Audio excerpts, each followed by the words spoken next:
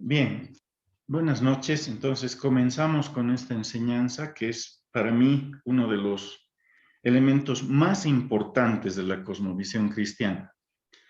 Representa uno de los temas fundamentales de la cosmovisión y representa un tema de la vida misma, ¿sí?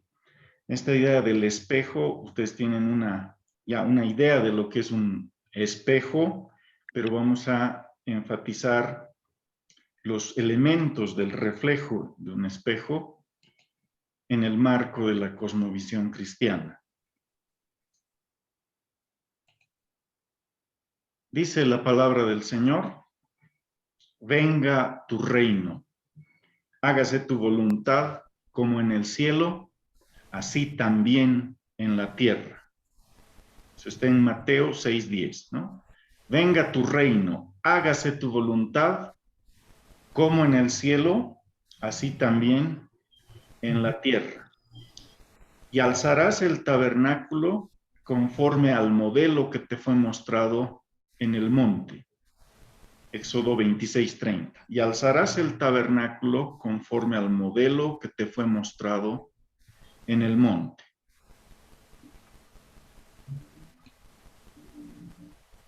Como nosotros hemos sido creados por el Señor, todos los seres humanos hemos sido creados por Dios, hemos venido inicialmente como la imagen de Dios a la tierra, ¿no? O más bien hechos a imagen de Dios, que es diferente porque la imagen de Dios es el Señor Jesucristo.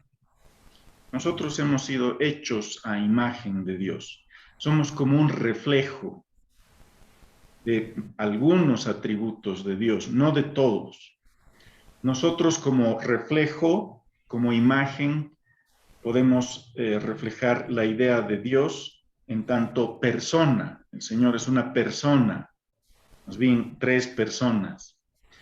El Señor es el creador. Nosotros reflejamos la creatividad como seres humanos de una manera que no pueden reflejarla los animales, que no pueden reflejarla las plantas. Nosotros somos hechos a imagen de Dios.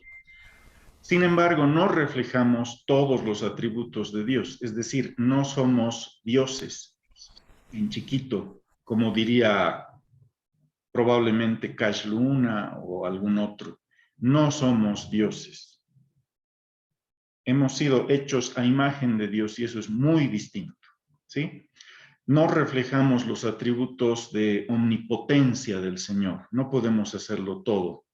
No somos eternos por nosotros mismos, porque solo hay uno que tiene eternidad en sí mismo, el Todopoderoso. No podemos estar presentes en diferentes lugares al mismo tiempo. No somos omnipresentes como Dios. Entonces, cuando decimos que hemos sido hechos a imagen de Dios, hemos sido creados, pues, reflejando ciertos atributos que Dios nos ha dado, ciertos atributos suyos que Dios nos ha dado, que ningún otro ser creado puede reflejar de esa forma. Entonces, a esta idea la vamos a entender como un espejo. Nosotros somos como un espejo, entonces, ¿sí? Ahora, originalmente ese espejo estaba limpio. Ese espejo no estaba roto como el espejo que tienen ahí en el dibujo, ¿no? Era un espejo que reflejaba todo lo que Dios quería que sea reflejado de él. Había creado Dios a Adán, y Adán en el Edén, en el huerto del Edén, tenía una misión. Tenía que gobernar la tierra, que dominar la tierra, ¿no es cierto? Entonces, al ser creado a imagen de Dios, Adán tenía un atributo más, el de gobernar, pero nunca en el sentido autónomo. Esto quiere decir, nunca por sí mismo va a ser gobierno, sino que Adán estaba siempre sujeto al gobierno mayor de Dios. Entonces hemos dicho que nosotros somos como mayordomos nomás aquí en la tierra. Nuestro gobierno, nuestro dominio, etcétera, etcétera, está supeditado al gobierno de Dios. Por eso se le llama a él el rey de reyes, el Señor de señores. Él es el rey, nosotros no. O sea, en relación a Él, no somos iguales a Dios. Él es el rey y nosotros somos los reyes chiquitos, digamos, ¿no? Él es Señor, nosotros hemos sido enviados a señorear la tierra, pero siempre sujetos a Dios. Ahora, ustedes conocen lo que ha acontecido en Génesis capítulo 3, que llamamos la caída del hombre. En la caída del hombre, el hombre desobedece la ley de Dios. Había un mandamiento que estaba reflejando la ley de Dios ahí. Entonces el hombre desobedece ese mandamiento, no se ve a sí mismo como obediente ante Dios, porque justamente el mandato que Dios le había dado era sojuzgar la tierra y las criaturas tenían que estar sometidas a Adán. Sin embargo, ha habido una criatura que más bien somete a Adán. Esa criatura era la serpiente. Entonces, la irresponsabilidad y la desobediencia de Adán, el dejar el mandato de Dios, implica la entrada del mal en el mundo, la entrada del daño en el mundo, de la muerte en el mundo. Por Adán entra la muerte en el mundo, ¿no es cierto? Cada uno de las personas responsables en Génesis 3 recibe una sentencia de Dios. Ustedes pueden ver lo que Dios le dice a la serpiente, lo que Dios le dice a Eva y lo que Dios le dice a Adán. A cada uno le da una responsabilidad. Es decir, cada uno tenía que guardar algo, que ser algo, que cuidar algo. Sin embargo, Adán es el principal responsable de lo que ha pasado, ¿no? Porque dice la Escritura que por Adán entró la muerte en el mundo. Muy bien, entonces la figura a partir de la caída del hombre va a ser este espejo roto. Este espejo roto entonces representaría esa imagen que ha sido rota, que ha sido ensuciada, que ha sido corrompida, pero sigue siendo la imagen de Dios. Entonces el hombre, aunque está reflejando todavía, es todavía hecho a imagen de Dios, es un espejo roto, es un espejo caído, es un espejo sucio. Por tanto, el reflejo de los atributos de Dios en el hombre está distorsionado por la caída, por el pecado. El pecado del hombre ha destruido, ha ensuciado, ha roto el reflejo original que había de los atributos que Dios quería que nosotros reflejemos, ¿no es cierto? Entonces, esto ha cundido tanto que hasta nuestro razonamiento ha sido afectado por la caída. Es decir, no es solamente que ahora somos pecadores, en el sentido de que, bueno, somos pecadores, entonces hay que cuidarse del pecado, pero a veces pensamos bien. No, sino que hasta nuestra forma de razonar está distorsionada sin Dios. Por eso necesitamos un Salvador. Por eso necesitamos a Dios mismo para que nos rescate de esto, porque lo que tenemos aquí es una imagen, pero está distorsionada. De ahí la idea de Dios mismo, que está distorsionada en el hombre caído. O sea, la idea que tiene la gente de Dios no es la idea que Dios mismo ha presentado de sí mismo al hombre. Pensamos a veces que Dios es de una manera, es de otra manera. Algunos han creado mitologías de cómo son los dioses, como que hubiera una pluralidad de dioses, etcétera, etcétera. Entonces el hombre caído no puede comprender a Dios, no lo busca, no comprende la verdad, no la conoce a la verdad, no sabe lo que es la verdad. El hombre caído ya no reconoce el bien y el mal, no sabe lo que es bueno y lo que es malo. Por tanto, la única esperanza del hombre es que Dios mismo lo restaure. ¿Sí? Esa es la única esperanza del hombre, no tiene otra esperanza. Vamos a continuar.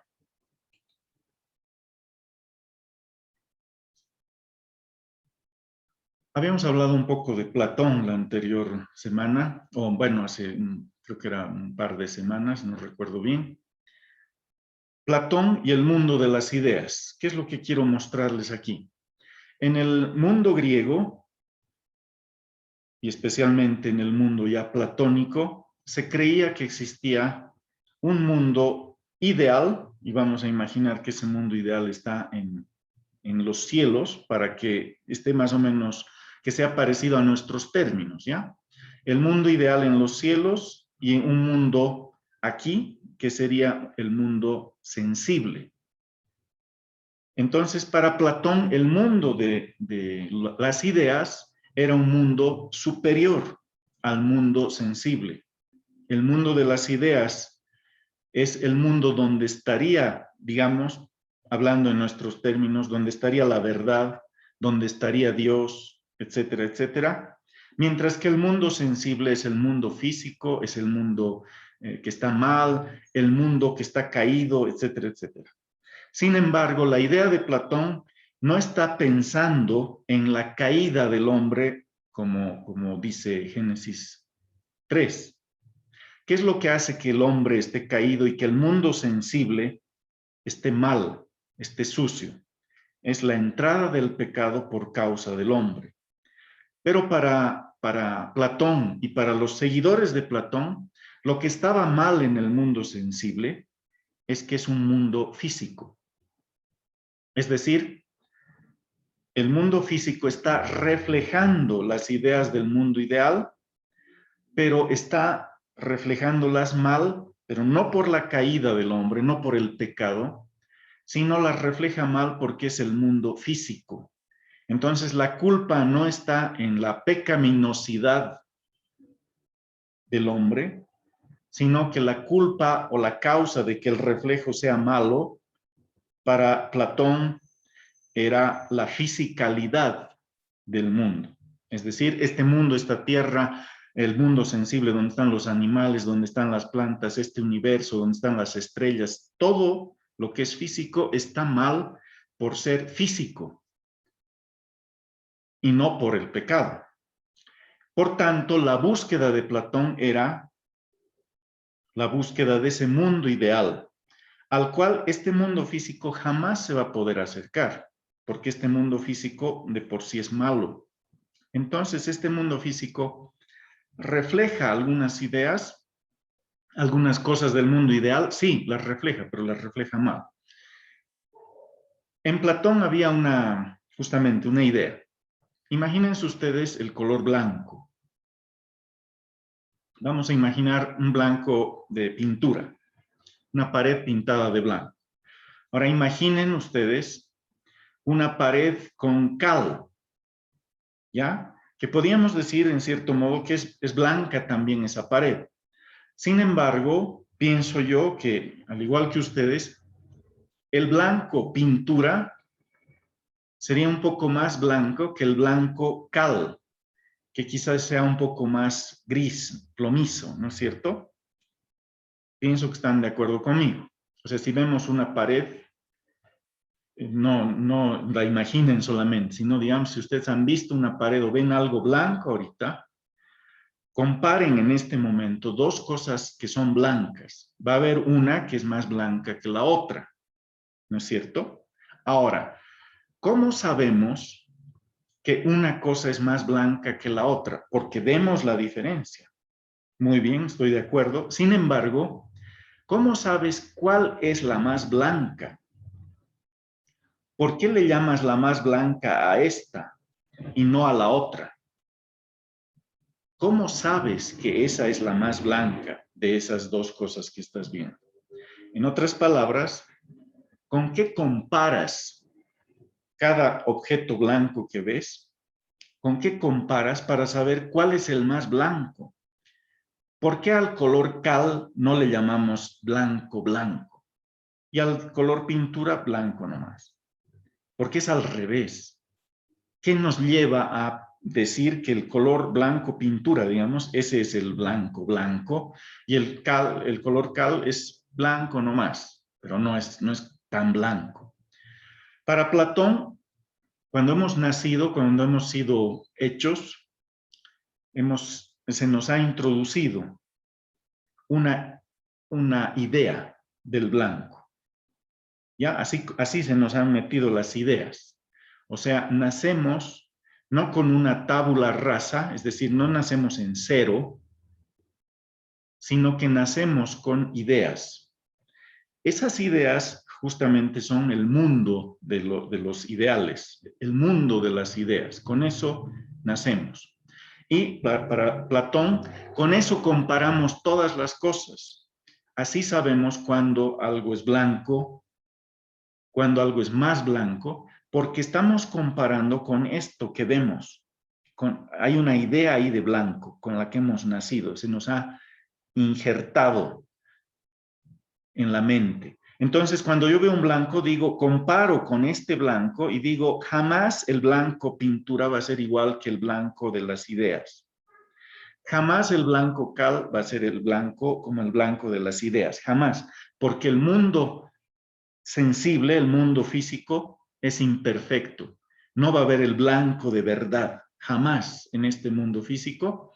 Lo que va a haber es un blanco imperfecto. Pero dentro de estos dos blancos que estamos comparando, había uno que es más blanco que el otro. O sea, se acerca más a la idea de blanco con la que hemos nacido, pero no es igual. Entonces, con esa idea base que nos han puesto, con eso comparamos todo. Entonces, para Platón tenemos esa idea del blanco, esa idea de no solamente de los colores, sino la idea del bien y el mal en nuestro corazón, etcétera, etcétera. Y entonces con eso, nuestro razonamiento nos hace analizar las cosas del mundo físico, y al ver el mundo físico decimos, bueno, eso está mal, eso está bien, eso es blanco, eso no es muy blanco, pero jamás lo que pasa en el mundo físico va a compararse al mundo ideal, al mundo que está en la mente, al mundo que está más allá, a ese mundo donde está Dios. Esa era la idea de Platón, de Dios y de las ideas. Entonces había una especie de separación entre el mundo físico y Dios para Platón. Estaba separado porque es imperfecto este mundo por ser físico, ¿ya? Cuidado con esa idea, pero manténganla presente. Entonces, para Platón, igual hay un reflejo del mundo de las ideas, se da en lo que vemos aquí, está en el mundo de las ideas, pero en el mundo de las ideas está todo perfecto. Aquí, como es físico todo esto, todo está mal. Ya, muy bien.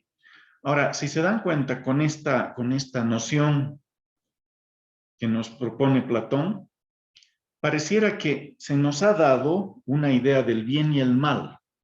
Esa idea del bien y el mal que tenemos en nuestro corazón nos la han puesto desde que nacemos. Entonces, cuando vemos que alguien en la calle está asaltando a otra persona, automáticamente sale eso y decimos, comparamos ese hecho del mundo físico con una idea de justicia con la que hemos nacido y decimos, eso está mal. Eso que está haciendo ese tipo al asaltar a la otra persona está haciendo mal. Entonces, para Platón no hay el concepto de pecado. Por tanto, lo que piensa Platón acerca del bien y el mal, ese mundo de las ideas es perfecto. Lo que es imperfecto es reflejar eso en el mundo físico.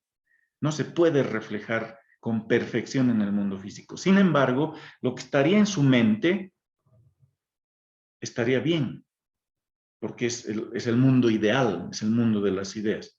Entonces, de ahí sale una idea justamente equivocada de que algo es malo porque nuestra conciencia dice que es malo, y que algo es bueno porque nuestra conciencia dice que es bueno. Pero la realidad es, Génesis 3, que el momento que el hombre peca, todo su ser ha sido trastornado por el pecado. Por tanto, hasta la idea de la conciencia ha sido distorsionada. Por eso hay gente que puede dañar a otros y su conciencia no le dice nada. No es que su conciencia le está diciendo, eso está mal, y él, pese a que su conciencia le grita, él hace el daño. Hay gente a la cual su conciencia ya no le dice nada. Hay gente que hace daño y su conciencia está tranquila. Entonces, hasta la conciencia ha sido torcida, ha sido trastornada por el pecado. Nuestra mente, nuestro razonamiento ha sido trastornado por el pecado y no hay esperanza sin Dios para restaurar nuestra mente. No hay esperanza. Por tanto, empecemos a dudar de cuando alguien dice, voy a presentar a Dios, voy a mostrarte que Dios existe a uno que no es cristiano, ¿no? ¿Cómo lo vas a hacer? A través de la razón, le dices. Y estás queriendo mostrarle a través de la razón a Dios, al incrédulo, y el incrédulo te dice, no, eso no me parece razonable. Y tú tratas de, no, pero mira, es razonable, fíjate que, y le tratas de explicar todo, pero él no comprende. ¿Por qué? Porque la razón misma del hombre está distorsionada. El hombre, cuando habla a veces de la razón, está hablando de muchas cosas, depende de quién esté hablando. Cuando el hombre dice, yo obedezco a la razón, te vas a dar cuenta que una gran cantidad de personas que dicen que obedecen a su razonamiento, lo que están haciendo es entender la razón como que no existe un mundo espiritual, por ejemplo. Entonces, si tú le hablas del mundo espiritual, dicen para ellos, no, este ya se salió de la razón. Está hablando de fantasmas, está hablando de seres imaginarios. Entonces, ese hombre incrédulo tiene una idea de razón y está contento y tranquilo con esa idea. Y cuando tú le hablas de Dios, para él no es racional eso. Por eso te desprecia. Entonces tú dices, cierto, es bien sincero él. Es sincero. No es que es sincero, es que él está pecando contra Dios. Él sabe que algo hay más allá, pero él niega. Y tanto ha negado que con el tiempo su conciencia, que quizá en un principio le decía, esto está mal, ¿cómo vas a negar a alguien que ha creado las cosas, etcétera? Con el tiempo su conciencia se ha ido apagando cada vez más hasta tener cauterizada la conciencia. Ahora no siente nada. Puede blasfemar contra Dios, puede insultar, puede hablar contra los cristianos, contra la iglesia. Y tú quieres todavía tratar de demostrarle la existencia de Dios con el razonamiento caído de él mismo, eso es un pecado. Porque no estás creyendo lo que Dios ha dicho del hombre. El hombre ha caído y ha caído de manera tan severa que hasta su razonamiento está caído. Por eso pensamos mal, por eso nos equivocamos. Es un espejo roto, algo puedes ver, alguna cosa podrás decir como verdad, pero es porque somos imagen, hemos sido hecha a imagen de Dios, pero el espejo está roto y ha sido trastornada nuestra mente. Por eso necesitamos la escritura. No es suficiente la conciencia para saber qué cosa es buena o mala. Por eso cuando dicen tú simplemente haz lo que creas correcto, esa es una tontería, porque hay asesinos que creen que hacer lo correcto es justamente matarte. Creen que están librando al mundo de ti y lo creen sinceramente. Hay gente que cree que es del otro sexo o le llaman género ahora y lo cree sinceramente. No es que no crean, no sabemos, ¿no? Porque no estamos en sus mentes, pero cuando les escuchas hablar están diciendo lo que sienten, etcétera, y tú dices, no, no puede ser, porque nadie nace así, etcétera. Pero su mente ha sido trastornada. Negaron a Dios y Dios los entregó una mente reprobada para hacer cosas que no convienen. Entonces, no es que esas personas no están sintiendo todo eso, lo están sintiendo, pero es el castigo de Dios. Esas sensaciones son el castigo de Dios, porque ellos han negado a Dios, han negado al Creador. Un repaso a Romanos 1:18 en adelante, ¿no es cierto? Muy bien, continuamos. En la astrología también hay una idea de un mundo más allá, del cual nosotros somos un reflejo, ¿ya? O sea, está este mismo planteamiento, está como en Platón, había un mundo de las ideas que se refleja en este mundo físico, pero hay una forma de reflejar. Toda la filosofía de Platón te va a tratar de explicar cómo es ese reflejo, según Platón, pero esa idea está torcida. No es lo que Dios ha dicho acerca de la idea del reflejo. La astrología es otro error, es otra forma de entender mal esta imagen, este reflejo de un mundo allá y el mundo aquí.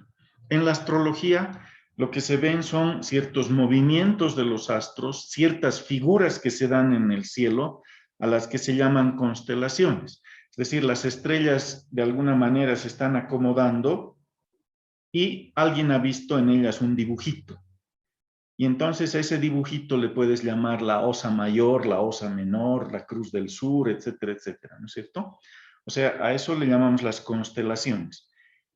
Luego, tenemos los signos del zodiaco que son constelaciones. Entonces, mira que parece un escorpión. Entonces le han llamado, de acuerdo a el dibujo que se veía, o que se parece entender en las estrellas, le han llamado le han puesto un nombre, ¿no? Y ahí tienen Aries, Géminis, Escorpio, etcétera, etcétera, ¿ya? Entonces, ¿cuál es la idea según la astrología? Igual existe algo en las estrellas, un movimiento de las estrellas que va a ser reflejado aquí. O sea, en las estrellas pasa algo y ese algo va a ser reflejado aquí en la Tierra.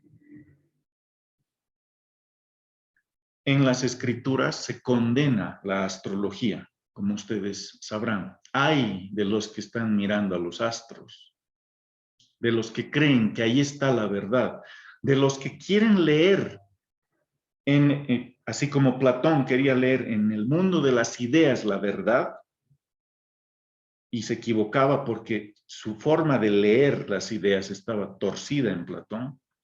Así, en la astrología también quieren leer el cielo y encontrar ahí la verdad y comprender entonces como en un espejo, como en un reflejo, qué es lo que está pasando aquí en la Tierra. O sea, si comprendes a los astros, sabes lo que va a pasar aquí en la Tierra. Puedes adivinar lo que va a pasar aquí en la Tierra si puedes ver lo que está pasando en los astros, ¿no es cierto? Entonces la astrología también contiene esa idea de espejo, esa idea de reflejar algo aquí en la Tierra, pero está reflejando ni siquiera el cielo físico, sino una forma de entender el cielo físico. Se miran los astros, entienden movimientos de las estrellas de acuerdo al corazón del astrólogo.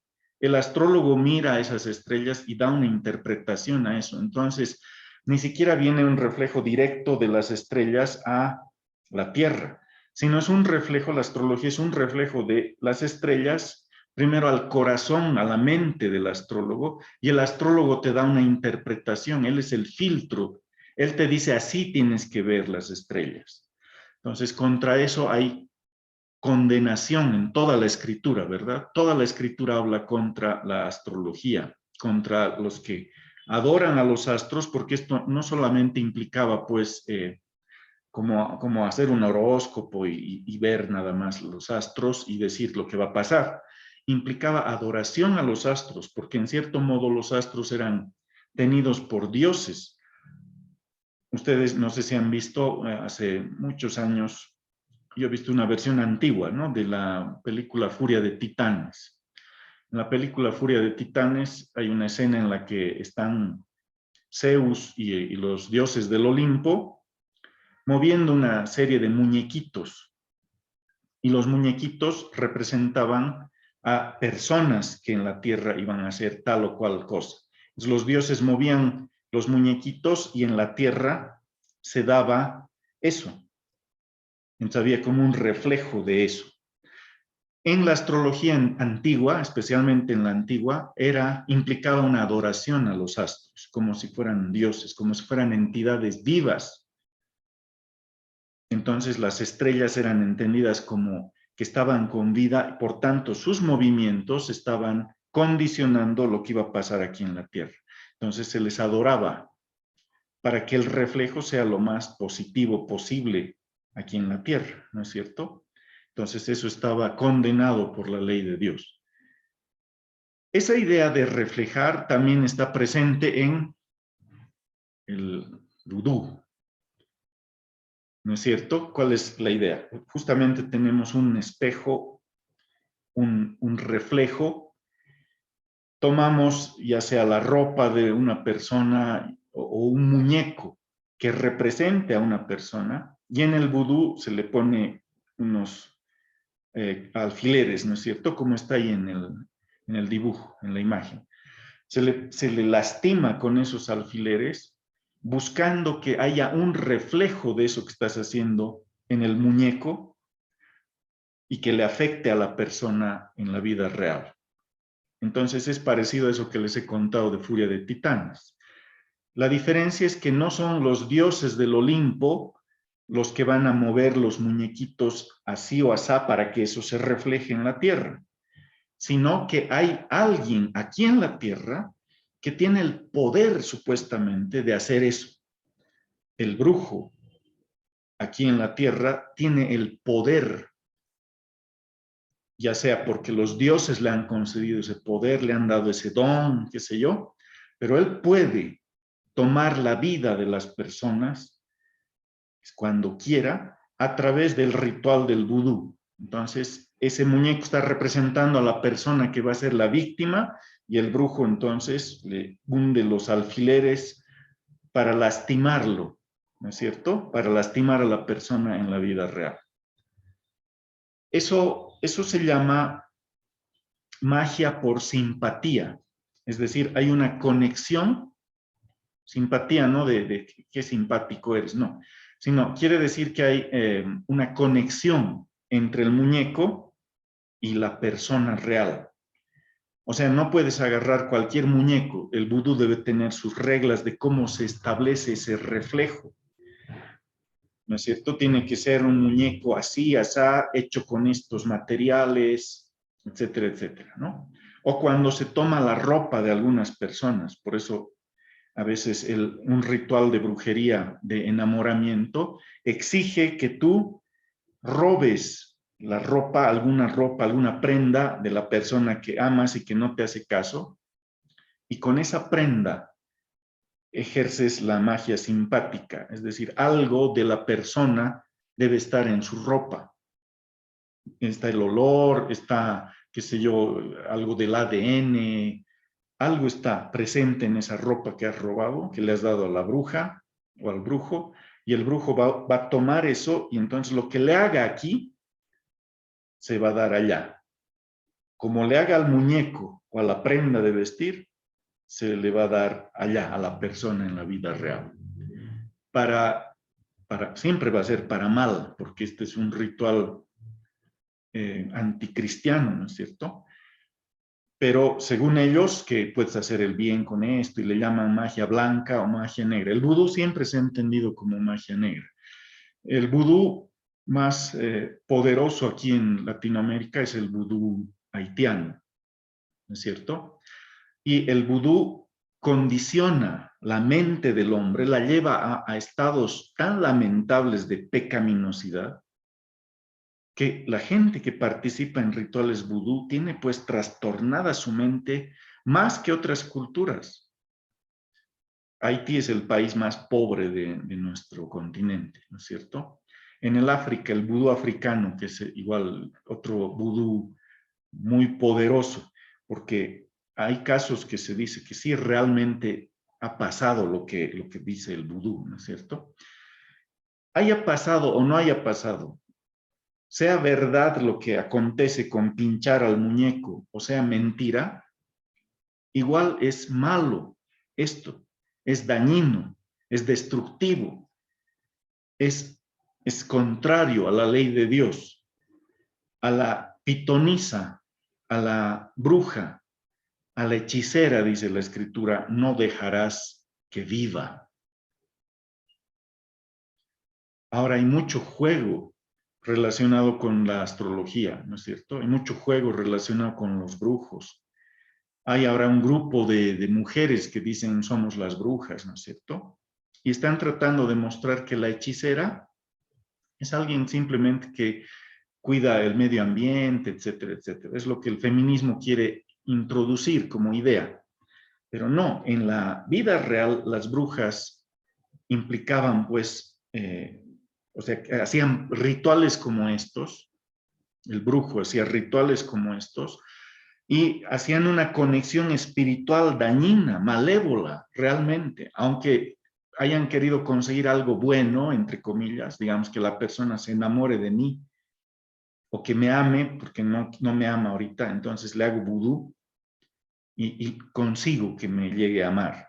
Le hago macumba, vudú o magia simpática de alguna clase. Todo eso está prohibido en la ley de Dios, todo eso está mal en la ley de Dios. Peter Jones dice que, en general, el chamanismo, esto del médico brujo, el chamán de los pueblos, de alguna forma tiene un trastorno de la mente tal que existe, dice Peter Jones, no hay otra explicación, dice él, el chamanismo, la práctica de estas cosas, dice que lleva a la homosexualidad. El chamán es homosexual en muchas culturas, dice Peter Jones. No todos, seguramente, ¿no? Pero dice, es muy interesante ver cómo la homosexualidad es como un camino al que se va siendo chamán. Ustedes conocían a Walter Mercado, que era un brujo famoso en los 90, ¿no es cierto? Que será de él, ¿no? Que era afeminado, homosexual, ¿no es cierto?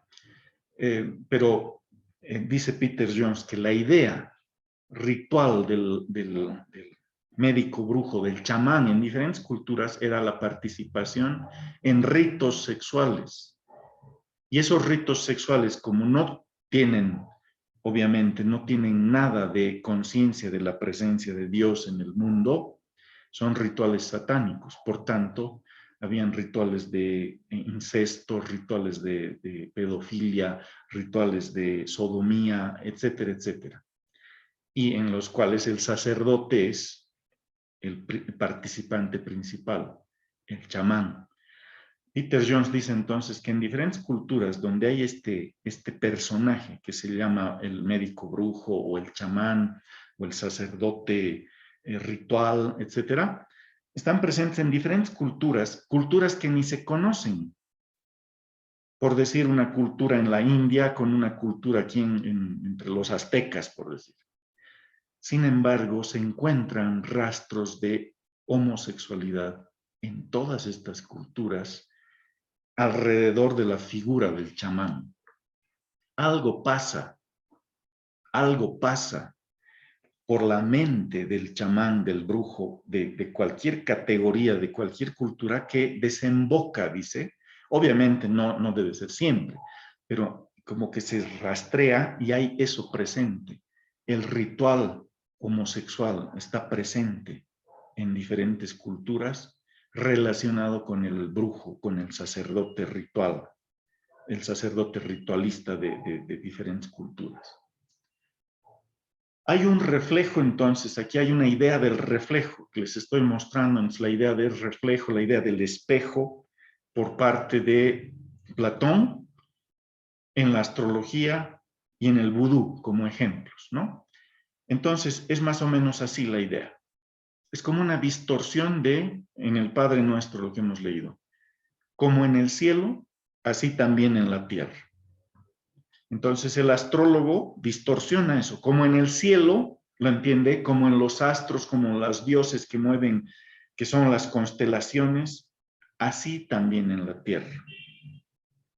En el vudú se está entendiendo como en el muñeco que yo estoy manejando, así se haga en la persona que va a ser mi víctima. En Platón, como es el mundo de las ideas, así es en el mundo, aquí en la tierra.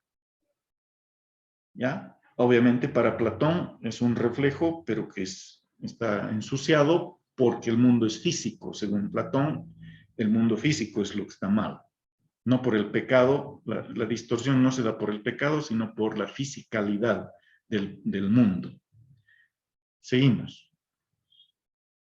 Entonces, retomamos ahora la idea del reflejo cristiana, que dice, venga tu reino, hágase tu voluntad. En el colegio, no sé si a ustedes les han enseñado a orar o a rezar esto, y les decían, venga tu reino, hágase tu voluntad, como así en la tierra como en el cielo, ¿no?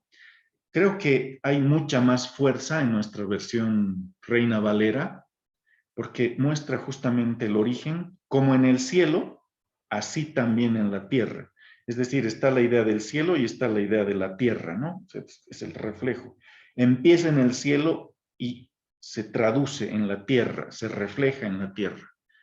Entonces tiene mucha más fuerza. Hay un evento en el desierto. Recuerdan que hemos hablado de Moisés cuando está en el desierto con los 2 millones de personas aproximadamente y está escribiendo el Pentateuco, es decir, Génesis, Éxodo, Levítico, Números, Deuteronomio. Y Moisés recibe una instrucción una vez que está en el monte. Dios le da una visión, le da su ley y le dice, aquí en Éxodo 26:30, y alzarás el tabernáculo conforme al modelo que te fue mostrado en el monte.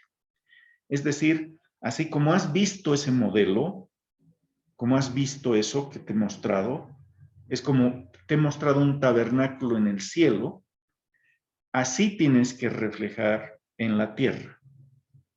Por eso dice, y alzarás el tabernáculo conforme, de acuerdo al modelo que te fue mostrado en el monte.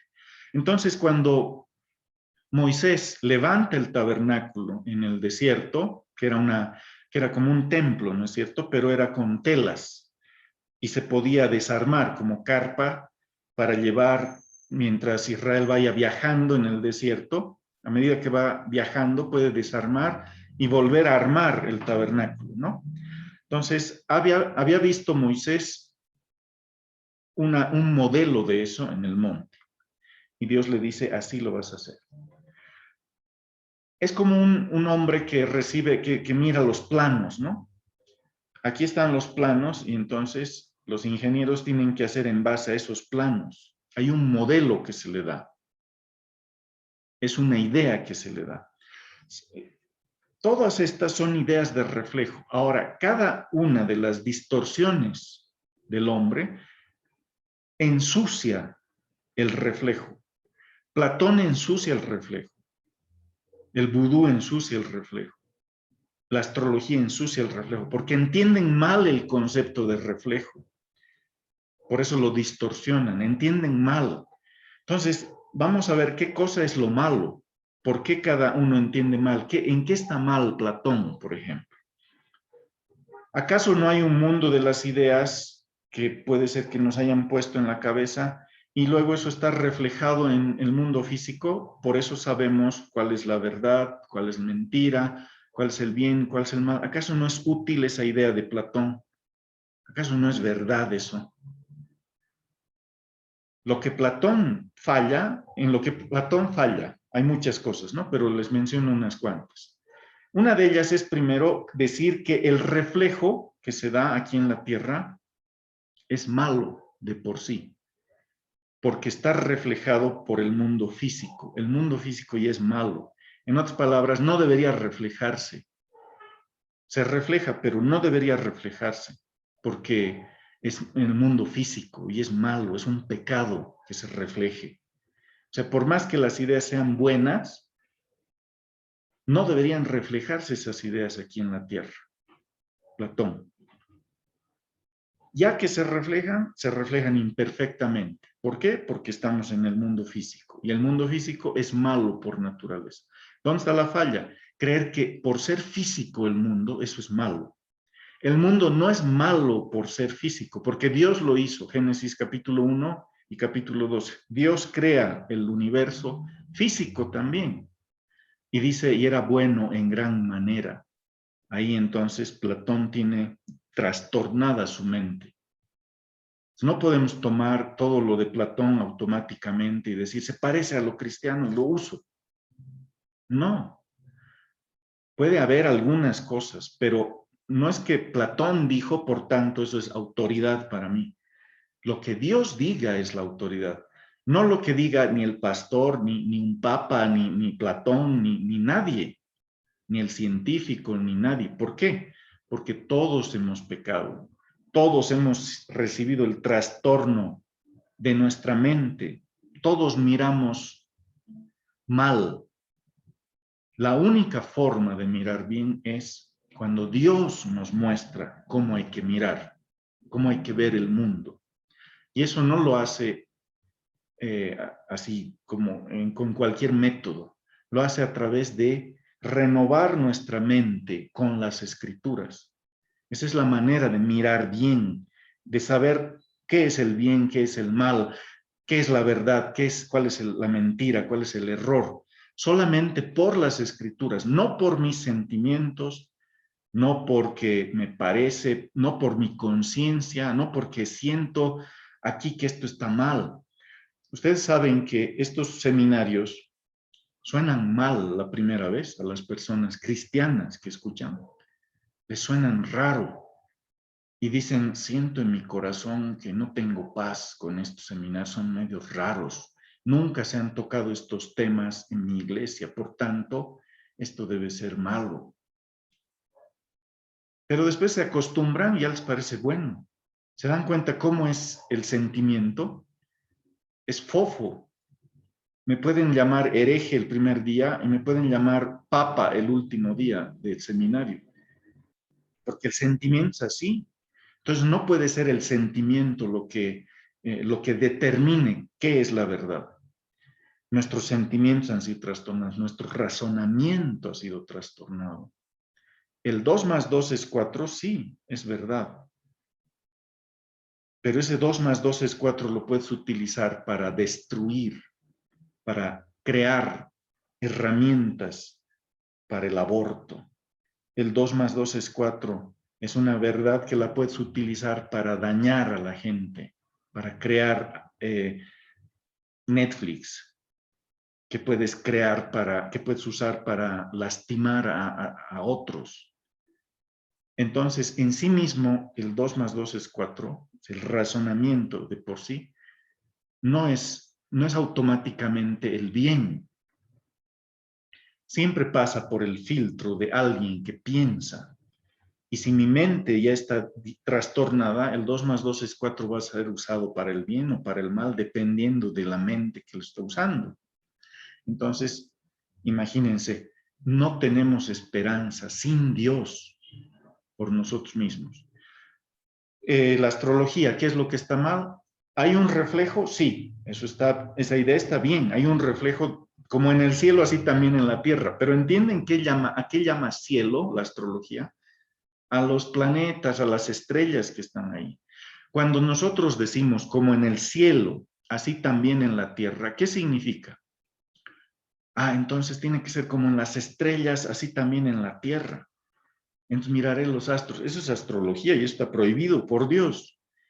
Entonces, ¿qué queremos decir cuando oramos así? Como en el cielo, así también en la tierra. Es decir, hay un lugar donde se hace la voluntad de Dios, donde se te dice cómo hay que pensar, donde sabes que está lo perfecto, donde sabes que está Dios como ese lugar, así tiene que ser en la tierra. Ahora, ¿dónde está eso? ¿Es una cosa física? Necesariamente física, o sea, son los planetas, es el más allá, que se ha visto a Dios en la nebulosa de Andrómeda. ¿Es eso? Entendemos pues que es el mundo espiritual. Ahora, ese mundo espiritual se lo comprende por las escrituras. Entonces, cuando decimos como en el cielo, así también en la tierra, en el mundo de las ideas, ¿qué significa esto? Significa, como en las escrituras, así sea también en nuestra mente y en nuestros actos. Como dice la voluntad de Dios en las escrituras, así se refleje eso en mi vida aquí en la tierra, en lo que pienso, en lo que digo, en lo que soy, en lo que hago. Así se refleje, como está en las escrituras. Si en las escrituras dice que el sodomita es castigado, así sea en la vida real aquí en la tierra. Si en las escrituras dice que el asesino es castigado, así sea aquí en la tierra. Entonces, cuando oramos el Padre Nuestro y decimos, hágase tu voluntad como en el cielo, así también en la tierra, tenemos que ver qué dice el cielo. O sea, en el mundo de las ideas, esto significaría qué dice la Escritura, porque eso va a ser reflejado en la tierra. Eso es lo que queremos que se refleje, eso es lo que el Señor Jesús nos ha mandado orar. Entonces, ¿cómo es posible que si la Escritura dice que la ley de Dios va a llenar toda la tierra, que la gloria de Dios se va a ver en toda la tierra, nosotros estamos reflejando como iglesia algo muy diferente, en general digo, ¿no? ¿Qué es eso? No, que el mundo está mal, que el mundo está podrido, que todo es una macana y esperamos escapar de este mundo. Esperamos que se nos saque de este mundo. Pero entonces, ¿para qué oramos esto? ¿Para qué decimos, hágase tu voluntad como en el cielo, así también en la tierra? Si no creemos eso, más bien estamos diciendo, no, imposible que se dé eso, como Platón.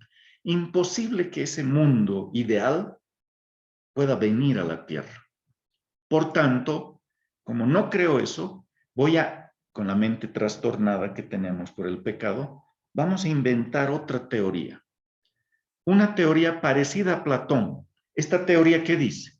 Esta teoría dice que existe un mundo ideal al que nosotros los cristianos platónicos le llamaríamos cielo. Estoy hablando como si yo fuera platónico, no lo soy, ¿no? Le llamamos cielo. Existe la tierra y la tierra es mala. ¿Por qué es mala la tierra? ¿Por qué está mal el planeta Tierra? Por el pecado. Pero nosotros no decimos eso. Decimos es mala porque es física. La vemos mala porque es física, igual que Platón estamos diciendo. Por tanto, hay que anhelar las cosas espirituales y no las cosas físicas. No dice eso la Escritura, pero un cristiano platónico mira así. No toques esto, no hagas esto. ¿Por qué? Porque no hay que hacer eso, es físico. No hay que hacer eso. Tienes que adorar en espíritu y en verdad. Suena cristiano, pero es Platón hablando. Lo que te está diciendo es, no hagas nada en la tierra, solamente el cielo es el bien. En la tierra no esperes encontrar el bien nunca. Entonces, ¿para qué oramos esto? ¿Por qué el Señor Jesús nos ha enseñado a orar así? ¿Entienden cómo la distorsión del pecado del hombre ha entrado aún en el pensamiento de los predicadores de la mayoría en el mundo? Están enseñando que esta oración es en vano, porque lo que nos están diciendo es como en el cielo, así también en la tierra. Oren eso, hermanos, pero no lo crean.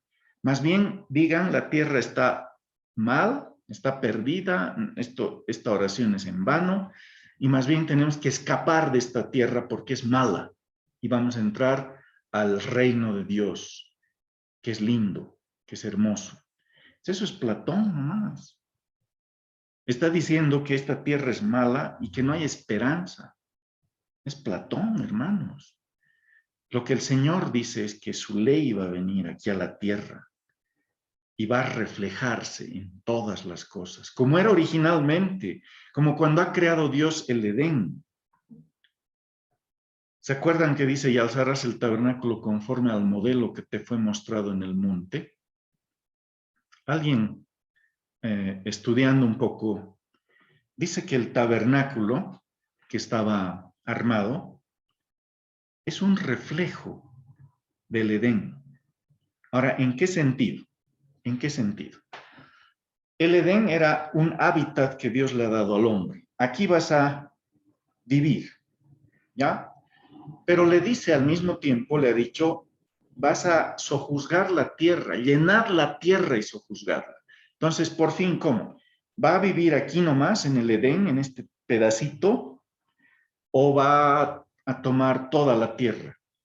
Pues bien, la idea es más o menos esta. Dios le da el Edén a Adán, un paraíso, y le ordena que así como está viendo el Edén, ese paraíso que Dios ha hecho, eso mismo lleve a toda la tierra. Se expanda esa idea del paraíso en toda la tierra. El tabernáculo representaba la presencia de Dios en medio del pueblo, ¿no es cierto? Como ven ahí el dibujo. Ahora, quiere decir que ahí nomás está Dios. Dios habita en templos hechos por manos humanas. No, la idea era, así como el Edén, tienes aquí el tabernáculo, este es tu centro de entrenamiento, este es tu laboratorio chiquitito, pero lo que aprendas aquí lo tienes que llevar a toda la tierra, porque toda la tierra es como el templo, como un templo para Dios. No puede estar profanado. Pero ¿qué hemos hecho nosotros? Hemos dejado que el Edén, el tabernáculo, sea una cosa chiquitita aquí en la tierra, y no nos hemos movido de él, ahí adentro nomás. Y hemos vivido en medio de algo que no era originalmente pensado que iba a ser una cápsula, y lo hemos vuelto una cápsula. Entonces tenemos una iglesia, y en esa iglesia hacemos nuestras actividades, ahí jugamos, ahí aprendemos, ahí enseñamos, ahí hacemos todo, pero no llevamos lo que Dios nos está enseñando a toda la tierra.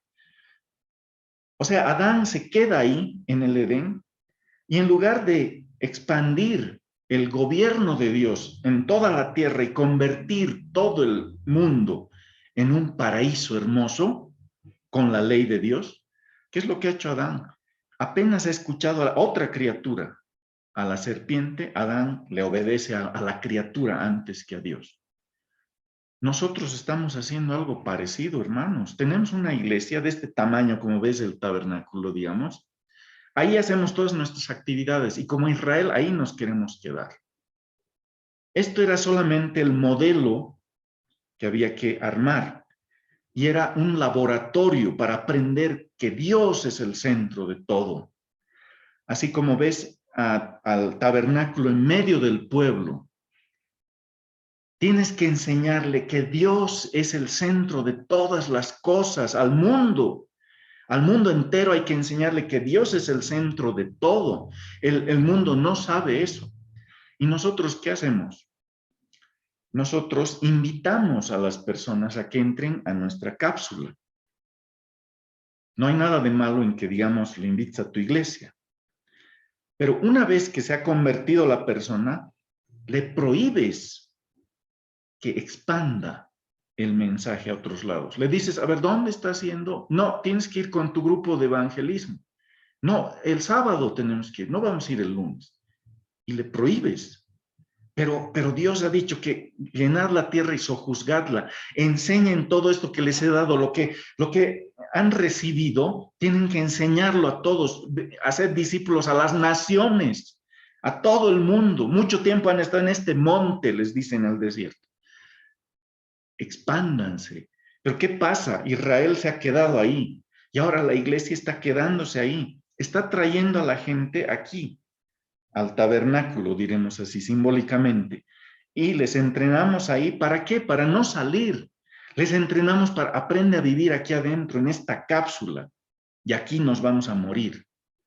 Pero y afuera, y lo que tenemos que hacer afuera, y llega un momento en que todo lo que está afuera se está corrompiendo más, porque no hay hijos de Dios haciéndose cargo de las cosas que están allá afuera. Ahí tienes a la política, ahí tienes a la economía, ahí tienes a la ciencia, ahí tienes al arte. Y los cristianos no se están haciendo cargo de esas cosas, porque solamente nos estamos haciendo cargo de lo que está dentro del templo, dentro de las paredes del templo, dentro del tabernáculo.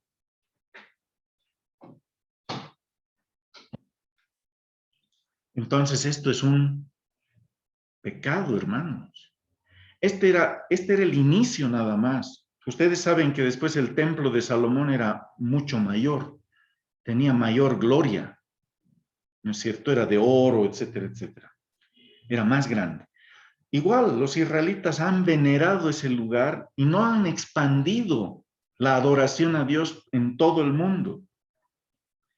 Nos quejamos de que Marcos Witt gane un Grammy, nos quejamos de tal cosita, tal otra cosita. Ya está bien, pero son tonterías, hermanos. Nuestro pecado es que nos hemos quedado aquí, no hemos expandido la ley de Dios. El reino de Dios hemos creído que es la iglesia. Entonces, así como era en el Edén, y Dios le ha dicho, miren, le ha dado el Edén, pero le ha dicho, ahora vaya y llene la tierra y sojúzguela, señor Adán. Es usted el mayordomo de mi tierra, de mi planeta, le dice Dios a Adán. Lo mismo nos dice a nosotros. Tienes una iglesia que debería ser tu centro de entrenamiento para tomar el mundo, tomar las naciones. Pero ¿qué les vamos a enseñar? Ya, salimos de la iglesia entonces. Ahora vamos a enseñar a las naciones que el Señor Jesús ha dicho, toda potestad me ha sido dada, ¿no es cierto? En el cielo y en la tierra. Por tanto, o sea, por tanto, yo soy el rey de todo el universo, en el cielo y en la tierra, en el mundo de las ideas y en el mundo sensible. ¿En qué términos más nos puede decir el Señor? Soy el dueño de los astros, soy el dueño del planeta Tierra, soy el dueño de los mares, soy el dueño de todo. Por tanto, vayan y hagan discípulos. ¿Cómo? ¿Qué es hacer discípulos? Llevarles una tarjetita que diga, haz esta oración conmigo y eres cristiano. Y entras al club y te llevo a mi iglesia. Te encierro en mis 4 paredes de las que yo no puedo salir por años. ¿Eso es? No, era expansión, era salir de aquí, era tomar la tierra, era enséñenles todo lo que les he enseñado. ¿Qué nos ha enseñado la Escritura? La salvación del alma. Esa es una cosa que nos ha enseñado. ¿Y qué nos ha enseñado de vivir en una comunión como pueblo? ¿Cómo se organiza una sociedad de millones de personas ahí alrededor de Dios?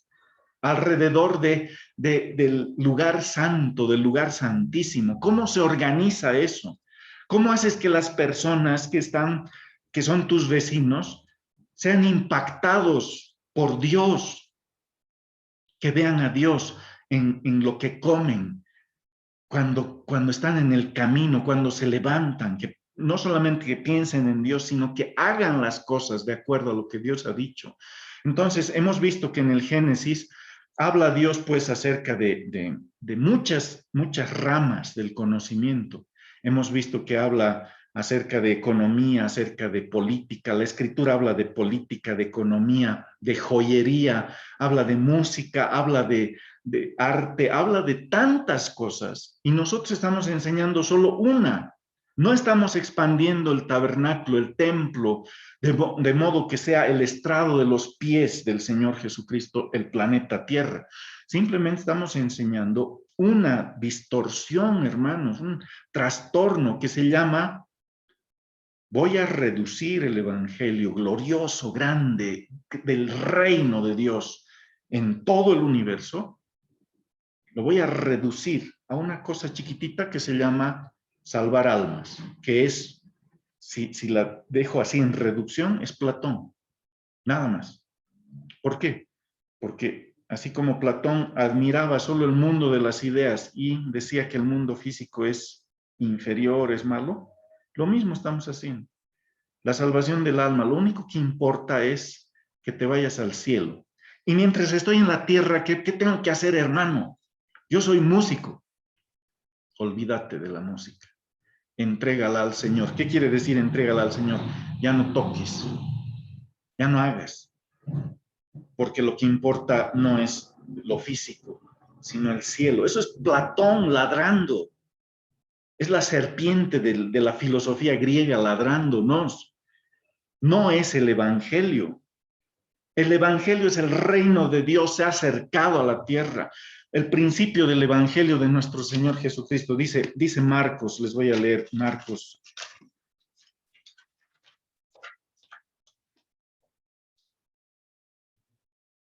Marcos capítulo 1, versículo 14. Dice, después que Juan fue encarcelado, Jesús vino a Galilea predicando el Evangelio del reino de Dios, diciendo, el tiempo se ha cumplido y el reino de Dios se ha acercado. Arrepentíos y creed en el Evangelio. Arrepentíos y creed en el Evangelio. Entonces, el reino de Dios es el mensaje del Evangelio. No es la salvación del alma el mensaje del Evangelio. Si te das cuenta, este dibujo que te estoy mostrando es un ejemplo chiquitito que tenemos que agrandarlo, porque si se queda chiquito está mal. Quiere decir que alrededor de Dios está toda nuestra vida. Ellos, los israelitas, alrededor del lugar santo, del lugar santísimo, desarrollaban todas las cosas que hacían. Ahí estaban sus familias, enseñaban la ley de Dios, ahí estaban sus fiestas, ahí estaba el arte que tenían.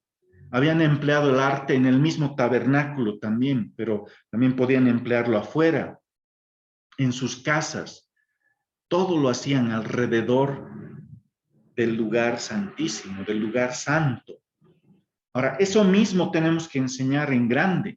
¿Qué es lo que hacían ellos? ¿Solo iban a la iglesia, los israelitas? O sea, se levantaban, ya vamos a la iglesia, al tabernáculo. ¿Significaba eso? No, igual comían, igual estudiaban, igual desarrollaban conocimiento, igual han desarrollado conceptos para sobrevivir en el desierto, porque Dios les ha dado su ley, les ha guardado de enfermedades, etcétera, etcétera. Eso mismo tenemos que hacer como iglesia nosotros. ¿Cómo es el arte cristiano? ¿Cómo debería ser la ciencia pensada de acuerdo a la ley de Dios? ¿A quién tiene que obedecer la ciencia? ¿A los hombres ricos que deciden quién tiene vacuna, quién no tiene vacuna? ¿A los que obligan a vacunar? ¿A los que dicen no te vacunes? ¿Depende de eso? Todo debería regirse por lo que Dios ha dicho, por la ley de Dios. Necesitamos expandir esta idea, la ley de Dios en todas las cosas, en todas las áreas de la vida. Confiamos demasiado en que el mundano científico sabe, en que el filósofo ha entendido estas cosas y por tanto a él hay que seguirle. Este sabe, es que este es el profesional que sabe. Hermanos, todos los hombres hemos fallado, hemos pecado, tenemos trastornada nuestra mente ante Dios. Por tanto, el único retorno válido es llegar a ver lo que la Escritura dice, que qué cosa es la verdad, qué cosa es el bien, qué cosa es el mal. Pero nos cuesta tanto, hermanos, porque hay una cosa que ha limitado. ¿Quién lo diría? Después de tantos años de haber meditado en esto, ahora puedo decir, el mensaje solo, así solito, de la salvación del alma, es Platón. No es el Señor Jesucristo, no es el mensaje del Señor Jesucristo, del reino de Dios. Es Platón, disfrazado de cristianismo. Si eso nomás enseñas. Ahora, si enseñas la salvación del alma y ahora que la persona es salva, ahora, ¿qué tenemos que hacer? Hay que obedecer la ley de Dios, hay que desarrollar conceptos, hay que enseñar a tus hijos, a la familia, la ley de Dios. ¿Para qué? Para crear ciencia, para crear la economía que proviene de las escrituras, para hacer arte cristiano, etcétera, etcétera, etcétera. Si enseñas así, entonces no hay problema con que enseñes la salvación del alma como una cosita más. Pero el problema ahorita de la salvación del alma, aparte de ser una reducción del evangelio, aparte de ser así como que achicas porque no quieres enseñar todo, enseñas una cosita nomás, uno de los graves problemas es que el que está en el centro de la salvación del alma es el hombre. Todo haces alrededor del hombre. No está el tabernáculo siquiera, no está el lugar santo, ni siquiera así chiquitito. Está el hombre. Y alrededor del hombre haces todo. A ver, ¿qué hago para que éste se salve? Le iré a visitar. A ver, ¿qué hago para que éste se salve? Le pondré rock cristiano. A ver, ¿qué hago para que éste se salve? Le traeré una chica cristiana que se enamore y que lo convierta. A ver, ¿qué hago? Le daremos payasos, le daremos un pepino cristiano, le daremos concurso de belleza cristiana. Haremos todo para que se salve. Eso se llama antropocentrismo.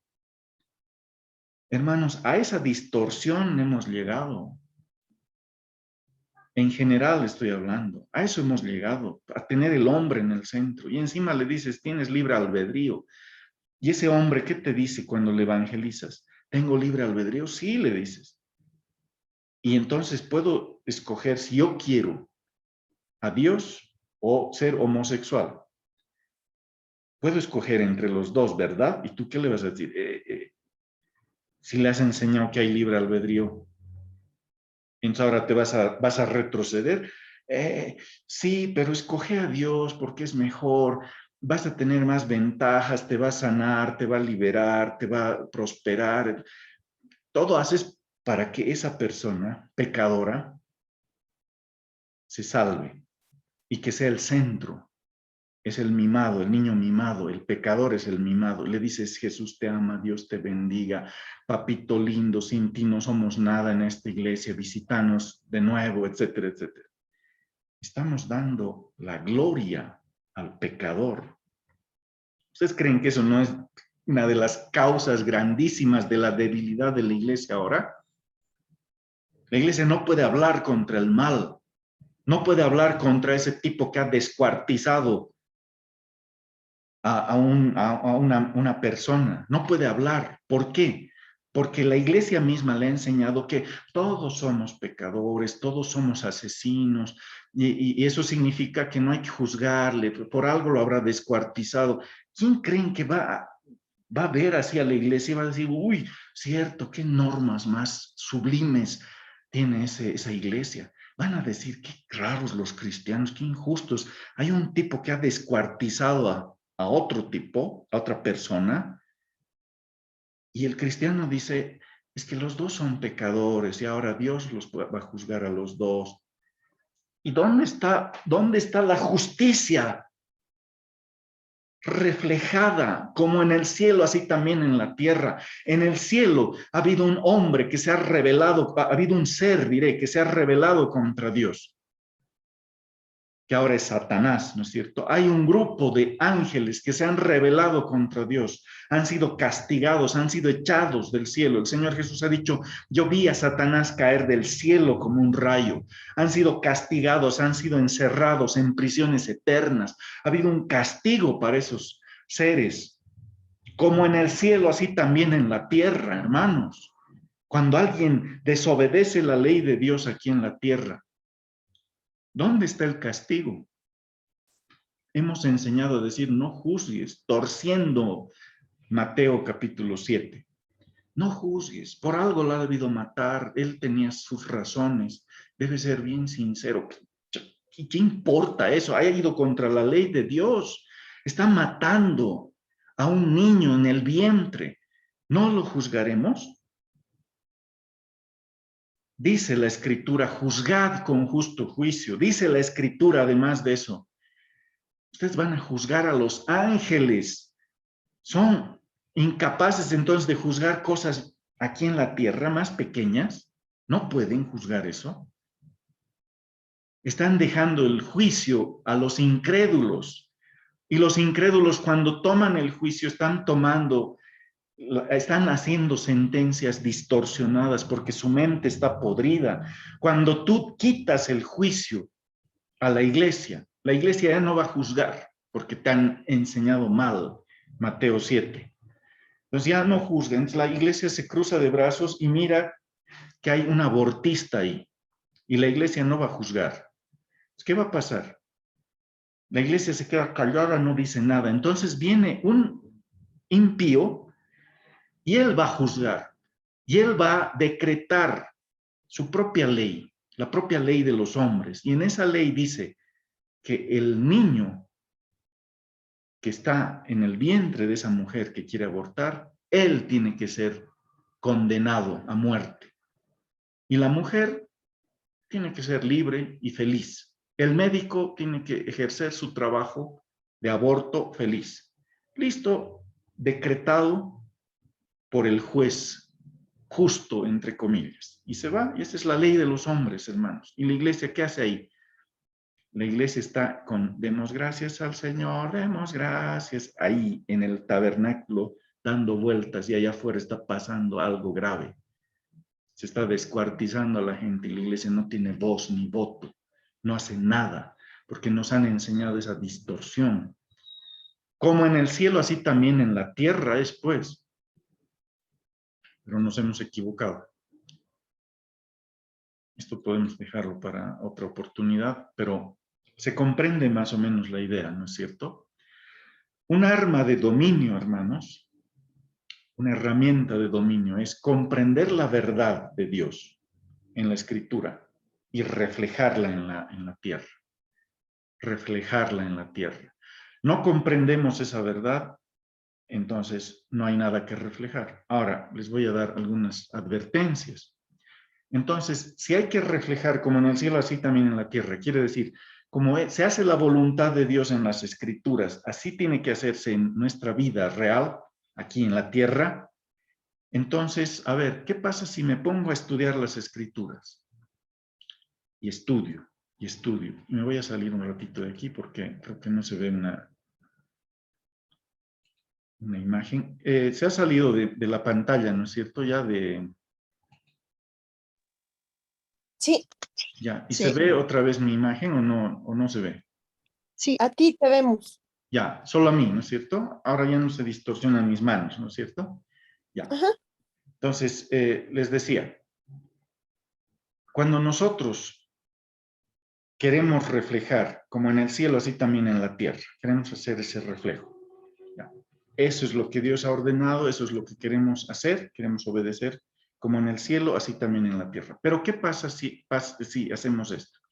Entonces, estudio la Escritura para saber cuál es la voluntad de Dios agradable y perfecta, etcétera, etcétera. Estudio, estudio, estudio, estudio, estudio. Me vuelvo teólogo con mi mente increíble, pero no reflejo. No hay el reflejo. ¿Qué es eso? Eso es Platón.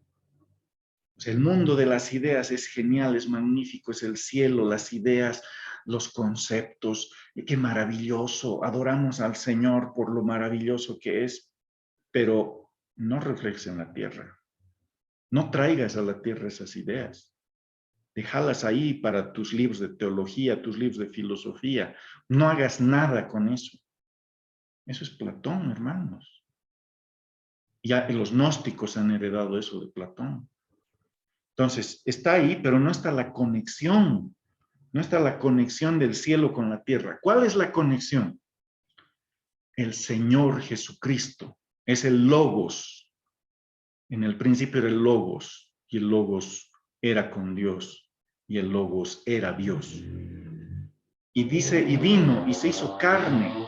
O sea, entró en el mundo físico. Dios que había creado el mundo físico, no dice es físico, por tanto es malo. No, Dios lo ha creado físico y así está bien, físico. Entonces viene el Señor a la tierra, se encarna, que hay que celebrar la Navidad, que no hay que celebrar la Navidad. A ver, ponte a pensar, hermano. Ya, digamos que no celebres, no importa, que no haces tu nacimiento, tu arbolito, tus muñequitos, pero date cuenta de esto. ¿Acaso no hay que celebrar, aunque sea ya todos los días, que el Señor ha venido en carne a la tierra, que ha vivido entre nosotros, que ha morado entre nosotros, que nos ha dicho, a ver, así se hace. Y luego Juan nos dice que el que está siguiendo al Señor tiene que hacer lo que Él ha hecho, lo que como Él anduvo. El que dice que cree en Él debe andar como Él anduvo, ¿no es cierto? Entonces, ¿qué vamos a hacer? Nos vamos a quedar con toda la teología arriba y la conexión no va a existir. Nuestro problema ya debería ser ahorita, ya no la conexión misma, porque el Señor Jesucristo ya nos ha ordenado hacer la conexión, como en el cielo, así también en la tierra. Ahora, ¿cómo hacemos esa conexión? ¿Cómo traducimos toda nuestra teología, si es que la tenemos, en cosas prácticas de la vida real, de la vida diaria, hermanos? Los discípulos en el Nuevo Testamento hacían una conexión de cada cosa que aprendían de la escritura con la vida real. Por eso Pablo dice, coman para la gloria de Dios, aun lo que comemos para la gloria de Dios. ¿Qué significa eso? Si tú te fijas, ¿se acuerdan que dice Judas? Les voy a leer Judas. Hay una parte que dice de unos libertinos, ¿no es cierto? Que estaban ahí, de unos hombres que han entrado encubiertamente, unos hombres impíos, ¿no es cierto? Dice, estos son manchas en vuestros ágapes, que comiendo impúdicamente con vosotros, se apacientan a sí mismos, nubes sin agua, llevadas de acá para allá por los vientos, árboles otoñales sin fruto, 2 veces muertos y desarraigados. Escuchen esto es lo que quiero enfatizar del tema. Estos son manchas en vuestros ágapes, que comiendo impúdicamente con vosotros, se apacientan a sí mismos, etc. En la iglesia dice que los cristianos se reunían en las casas con alegría y sencillez de corazón y compartían, entre otras cosas, el pan. Compartían el pan, la comida. Y en esas reuniones se llamaban ágapes. El ágape, ¿no es cierto?, es una palabra que significa, se la traduce como amor. Es el amor de compartir, el amor fraternal, el amor de hermanos, ¿no es cierto? Eso había en las comidas cristianas. Entonces, en esas comidas entraban los impíos encubiertamente y metían herejías, porque en la comida, hermanos, mientras comemos ahí, al conversar, Dios está presente ahí. Por eso el Señor Jesucristo dice en la comida, algo que es lo cotidiano, a lo que no le debíamos dar importancia supuestamente.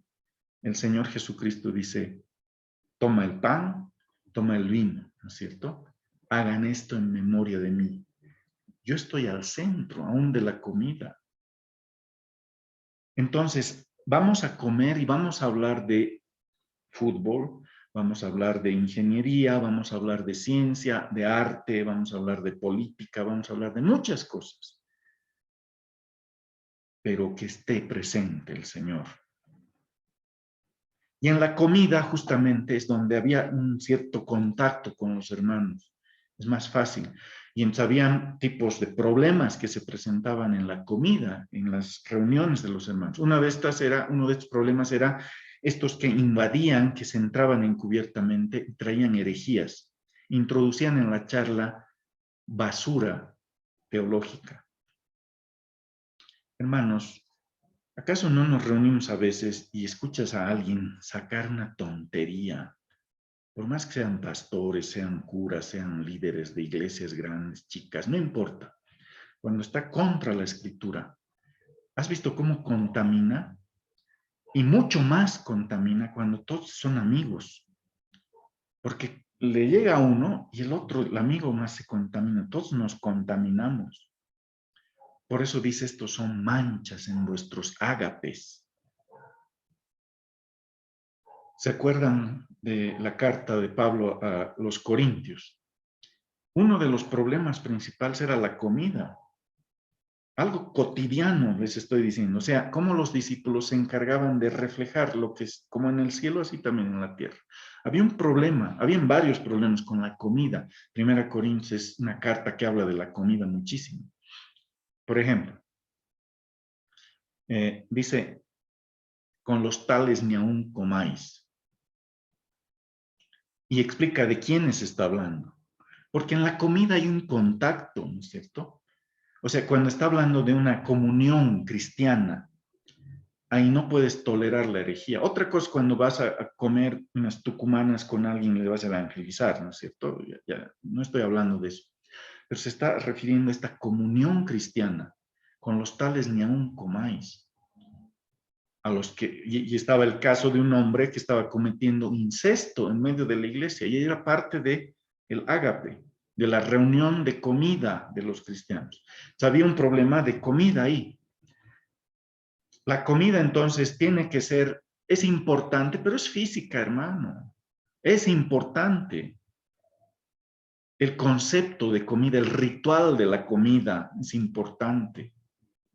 Representa todo lo que hacemos aquí en la tierra, debe glorificar a Dios, deberíamos buscar eso. Le estoy poniendo el ejemplo más, probablemente más ínfimo, el que menos creías que tenía que ver con el Señor, la comida. Dice que había personas que el momento de celebrar la comida del Señor, la cena del Señor, ya venían comiendo, digamos, ¿no? O se adelantaban y comían y no esperaban a otros hermanos. Habían hermanos pobres que terminaban de trabajar más tarde y llegaban a la comunión con los hermanos, ya habían comido.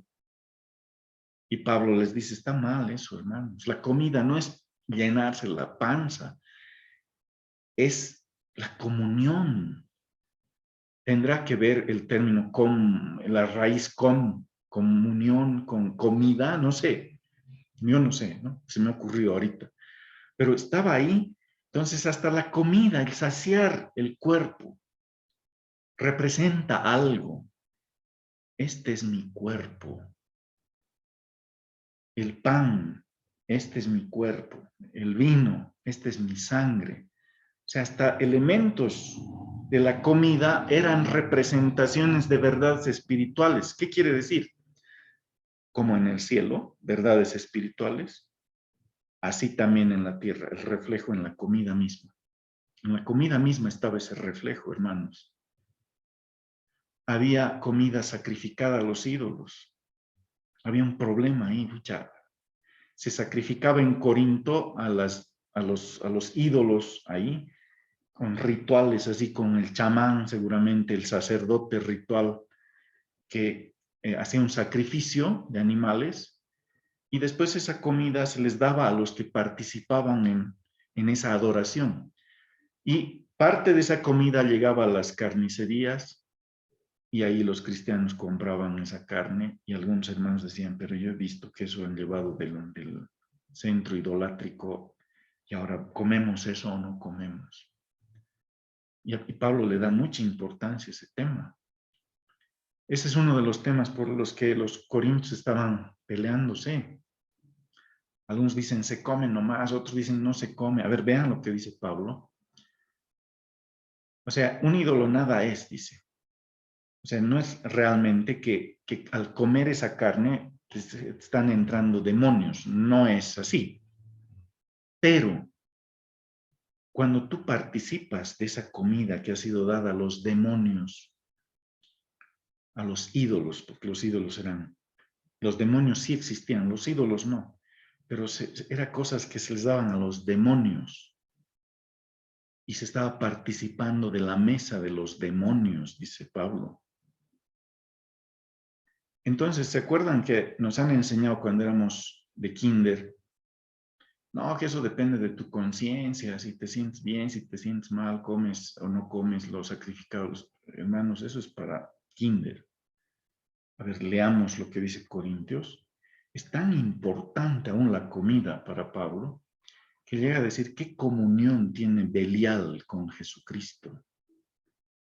Y usa ese ejemplo de comunión, tanto está entrelazado el tema de la comida en Corintios, la comunión entre hermanos, las comidas entre hermanos, el concepto de cuerpo de Cristo que está ahí, como hermanos unidos, y también el cuerpo de Cristo representado en el pan, ¿no es cierto?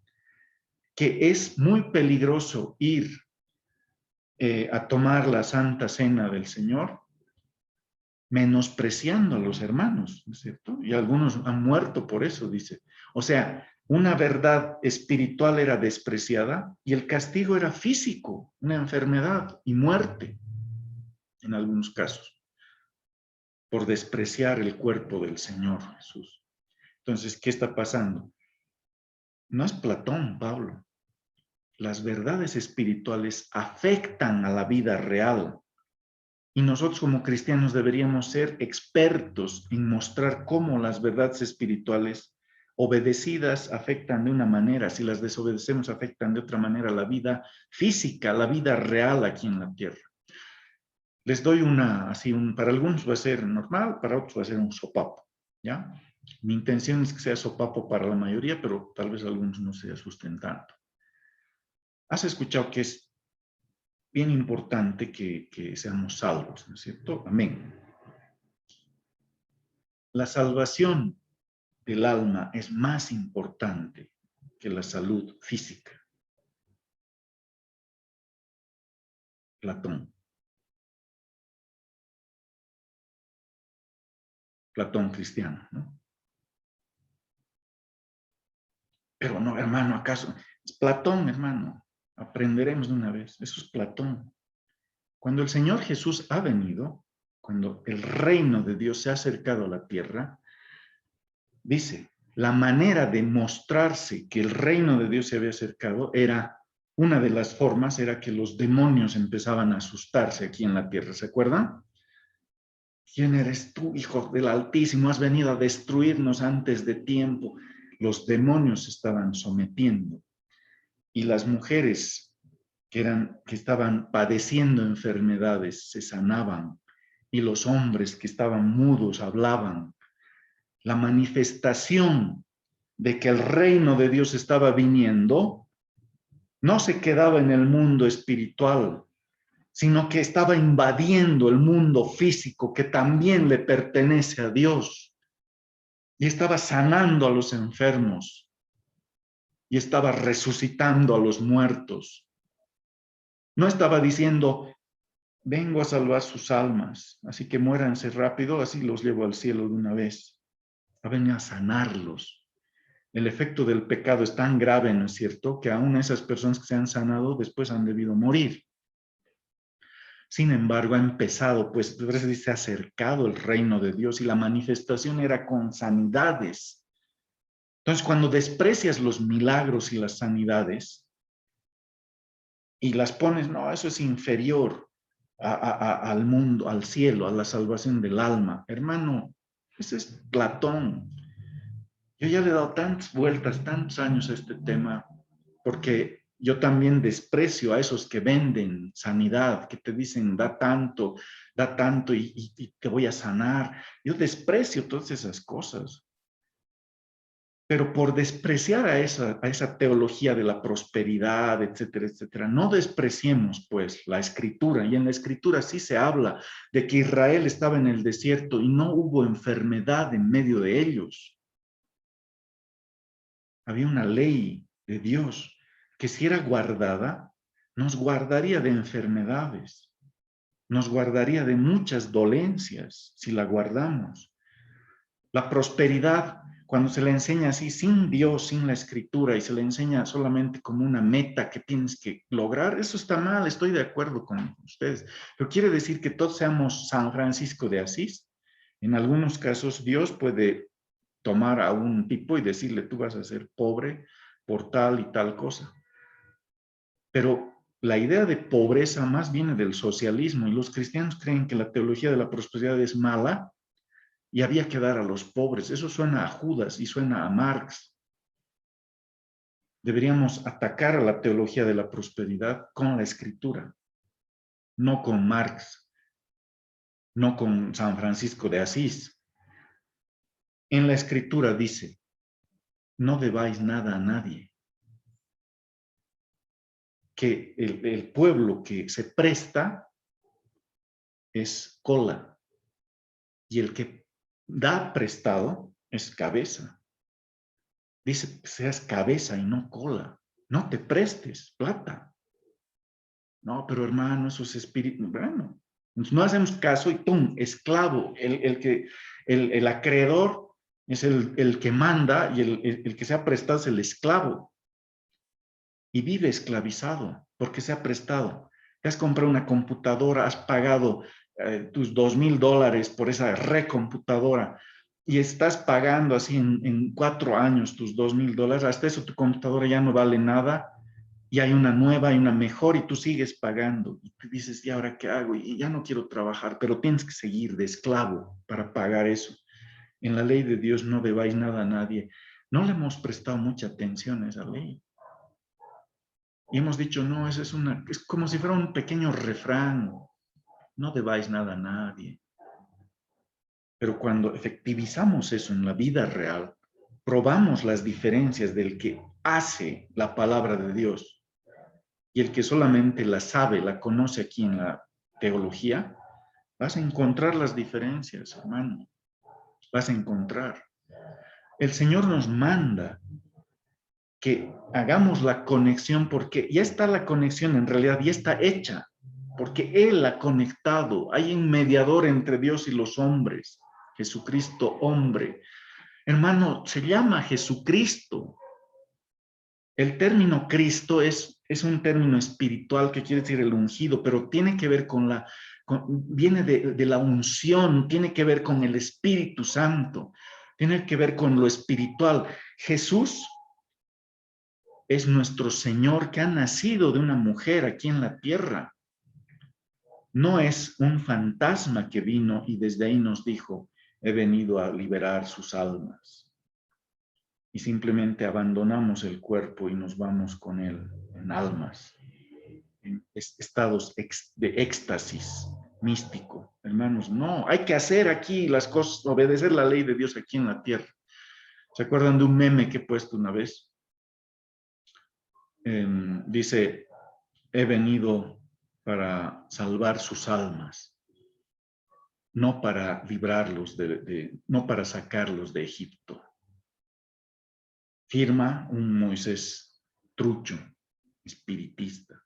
Imagínense que Moisés hubiera ido ahí, están los esclavos ahí, y viene, israelitas, he venido a salvar sus almas, porque sus almas son lo más importante. Amén, las almas son importantes, pero no esperen la libertad física. Sigan esclavos del faraón, sigan esclavos del Estado, sigan esclavos de la democracia, sigan esclavos de los reyes de este mundo, sigan adorando al César, sigan sirviendo a los chicotes del faraón. No he venido a librarlos de eso, solo quiero que sus almas sean salvas y luego se mueren y se van al cielo. Hermanos, ¿a eso les suena la Biblia? No es eso lo que ha hecho Moisés. Moisés se ha atrevido a retar a los gobernantes de este mundo y ha sacado al pueblo físicamente. No era Platón el que estaba ahí, era Dios que había ordenado a Moisés sacar, liberar al pueblo. La liberación, la sanidad de verdad. Ahora, si digamos la sanidad no necesariamente se va a manifestar en sanidad así como milagro, pero el pueblo de Israel tenía en sus leyes cierto tratamiento que tenía que hacer de las inmundicias. ¿Se acuerdan ustedes? Esto será inmundo. Y se sacaba eso del pueblo. O sea, las personas, gracias a la ley de Dios, hermano, esto no es herejía, no es nada así. Si te suena anti-espiritual es porque tu concepto de espiritual es de budismo y no de la escritura. La idea del baño, hermanos, el baño es una cosa que deberíamos llevarla afuera de la casa. En las escrituras, el principio era que esté fuera, porque es lo inmundo, fuera del campamento, los baños. Los pueblos paganos no tenían ese concepto, eran como animales. Por eso había enfermedades. Entonces Israel vivió sin enfermedades mientras obedecía la ley de Dios. Y ese es un puntito nomás, porque sabes, obedecer a Dios, nos aprendes leyes de higiene. Hasta la higiene está en las escrituras. Y eso se ha desarrollado en base, si se desarrolla en base a las escrituras, ya tendrás pues ahora alcantarillado, qué cosas habremos desarrollado magníficas gracias a ese principio de higiene que encontramos en la escritura como algo para prevenir las enfermedades, ¿no? Para que no haya enfermedades. Quitas la ley de Dios, no había eso, nos quedamos con el paganismo. Y en el paganismo, hasta ritual, había la inmundicia ritual. Por eso hay muchas leyes de Dios sobre lo que es sucio, esto es inmundo, esto no quiere decir inmundo en el sentido de abominación desoladora, no en ese sentido, sino esto es sucio. ¿Se acuerdan de cuando la pared tiene lepra, dice? Ahora en nuestros términos diríamos moho, infección. ¿Qué se hace? Y cuando se llevaba al sacerdote, al leproso, el sacerdote tenía que ver, ¿ustedes creen que era un sacerdote ritual, chamán, simplemente? Y dice, voy a orar por ti, así, ¿listo? No, o sea, sí había ese poder que Dios concedía a algunos, ¿no? Pero también era como un médico. Entonces, la medicina misma era un ejercicio sacerdotal. O sea, el médico era un sacerdote. Quitas la ley de Dios, el médico ya no es sacerdote. Es lo que tenemos ahora. Tenemos a alguien que dice, pucha, no, ya mucho está en esa cama, lo desconectaremos. Ya no es un sacerdote que va a velar por el bien de ese hombre que es imagen de Dios, que está enfermo y que lo va a curar y que va a aprender la ciencia médica basándose en la ley de Dios, de amor al prójimo, de respeto al prójimo, de ponerse en los zapatos del prójimo y de curar lo mejor que pueda ante Dios, coram Deo. Ahora ya no tienes eso, quitas la ley de Dios y ¿qué tienes? Tienes a los medicuchos, hermanos. Alguien que te va a ver como un costal de carne, que está ocupando una cama y como ya no tienes para pagar, entonces te desconecta porque tiene que venir otro costal de carne que me va a dar plata.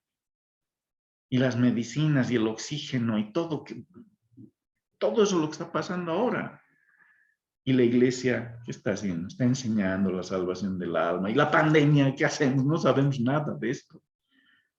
¿Por qué? Porque el médico ha aprendido de los médicos en la universidad, los ateos.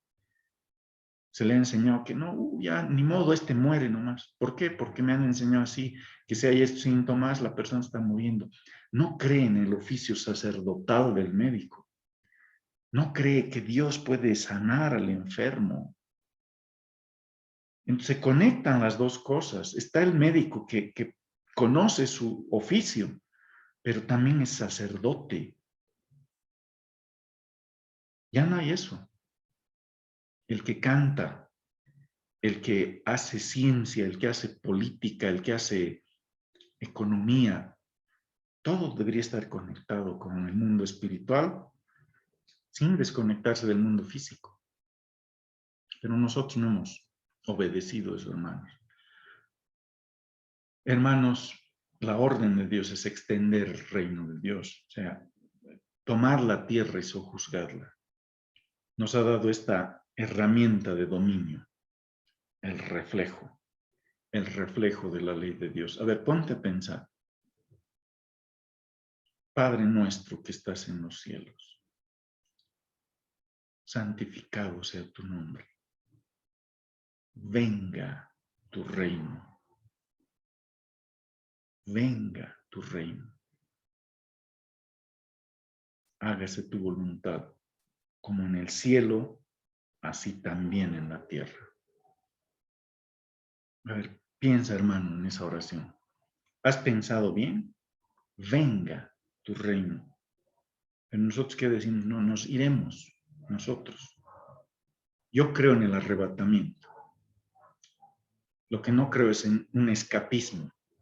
que, ay, el anticristo está aquí, por tanto nos va a sacar a nosotros todos los desobedientes, que no hemos hecho nada por el reino de Dios, y nos va a premiar como a doncellas desesperadas cuando viene el dragón y va a venir el príncipe que nos va a sacar de aquí, pobres de nosotros, ¿no es cierto? Las doncellas desobedientes que no han ejercido el dominio, que han entregado la tierra a Satanás, que le han entregado a los satanistas, a los gobernantes de este mundo, el planeta Tierra. Y ahora quieren ser premiados escapándose al cielo en el rapto. No, hermanos. Aquí vamos a hacer un trabajo. Los hijos de Dios van a hacer un trabajo. De manera que se vea el reflejo, como en el cielo, así también en la tierra, en cada cosa que hagamos. Llegará el momento que la ley de Dios, en la medida que esta obediencia se haga, vaya creciendo, la ley de Dios va a llenar el planeta Tierra. A eso se refiere con la gloria de Dios llenando todo. Toda la tierra está llena de tu gloria. Y llegará un momento en que los últimos rastrojos del mal van a quedar. Y va a venir el Señor Jesucristo. Y el arrebatamiento no va a ser una bola de escapistas que están temblando por el diablo, por el anticristo, sino va a ser el momento glorioso que nuestro rey ha vuelto. Nosotros somos los soldados. Hemos hecho lo que teníamos que hacer. La ley de Dios está en toda la tierra, pero hay unos cuantos enemigos, los más grandes. No podemos ya, quizá contra ellos nosotros mismos. El último enemigo, la muerte. Viene el Señor Jesucristo y somos arrebatados juntamente con Él. Vamos a recibirle al Señor en el aire. Nuestros cuerpos van a ser transformados porque la muerte va a ser destruida y los cuerpos van a ser levantados de sus tumbas. La muerte destruida. Nuestros hermanos que han fallecido en otras épocas van a resucitar, van a ser levantados y el polvo que estaba, quién sabe dónde, el polvo va a ser transformado y no vamos a ser fantasmas, sino que va a ser un cuerpo glorificado, un cuerpo, hermanos. No es un aire, no es un espíritu así como aire. No es eso, son cuerpos glorificados. En la venida del Señor se va a dar el arrebatamiento, donde vamos a recibir al Señor que está llegando, nuestro Rey triunfante que está llegando. Y Él se encarga del último enemigo, que es la muerte. Porque mientras tanto, ya se ha estado encargando de sus anteriores enemigos a través de nosotros, a través de la iglesia. Sus enemigos son puestos por estrado de sus pies. Hermanos, estamos hablando de la gloria del Señor, estamos hablando de la victoria que el Señor ha conseguido para nosotros. Somos más que vencedores. Cuando veas en el Facebook que la gente dice, ay, este mundo le pertenece al diablo, ay, este mundo es maligno, ay, este mundo el mundo está dañado, está mal por el pecado. Pero si solamente decimos, sí, está mal, ¿y ahora qué? No se puede hacer nada. Eso es Platón, eso es otra cosa, hermanos, es desobediencia. Y los hermanos, los cabezotas que leen harto y ahí nomás se queda, hermanos, wow, desobedientes. Les va a juzgar también por eso. Tanto sabías y no has hecho nada. Sabiendo hacer el bien, no lo has hecho. Vamos, yo leo igual harto. Y llega un momento en que dices, Señor, ¿y la conexión dónde está? Pero está ahí, pues yo ya he venido.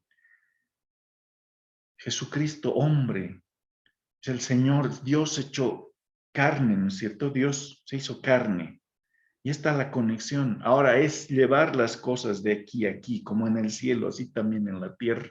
¿Estás haciendo las traducciones del cielo para vivirlas aquí en la tierra, en cada cosita de la vida, o no? Es nuestro deber, hermanos. Bien, voy a cortar aquí la grabación para que no sea más larga, pero